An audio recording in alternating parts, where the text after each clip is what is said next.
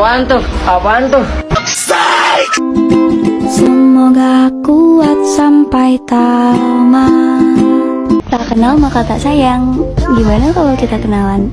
Soal sayang mah, yang penting nyaman dulu aja. Tang tang tang tang tang.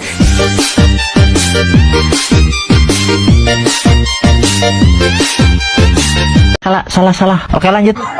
Di sini kami akan menyampaikan hasil diskusi kami mengenai dinamika politik Indonesia pada masa demokrasi terpimpin. Di awal kemerdekaan, kehidupan bangsa Indonesia tidak berjalan dengan mulus. Tidak hanya kehidupan dan perekonomian yang sulit, situasi politik pun sangat bergejolak karena mengalami perselisihan politik hingga gerakan separatis di daerah-daerah.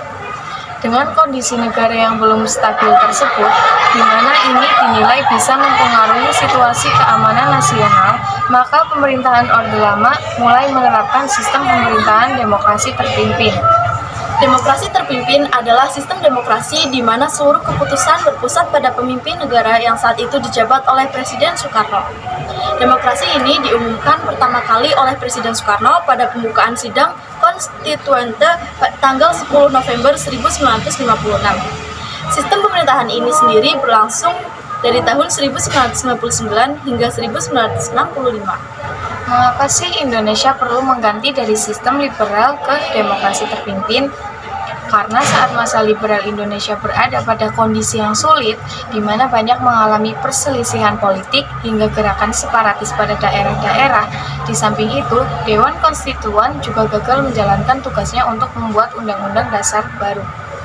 Untuk mengeluarkan bangsa dari persoalan politik tersebut, maka Presiden Soekarno mengeluarkan dekret pada 5 Juli 1959 yang selanjutnya disebut dengan Dekret Presiden 5 Juli 1959.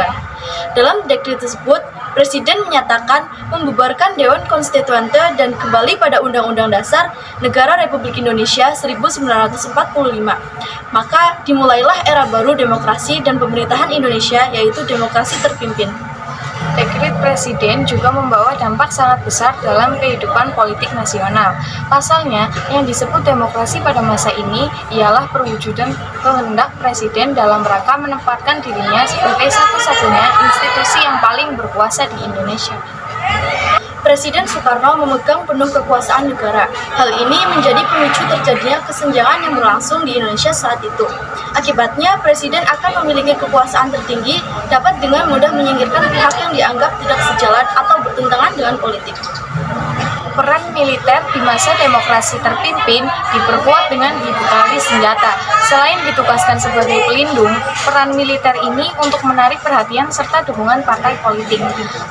Kekuatan politik lainnya yaitu PKI dengan menggunakan sistem menempel agar mendapatkan citra positif di depan Presiden Soekarno. PKI mulai memanfaatkan situasi demi mendapatkan tempat yang sah dalam konstelasi politik Indonesia. Sayangnya, perpolitikan Indonesia pada masa demokrasi terpimpin dinilai sudah keluar dari aturan yang benar.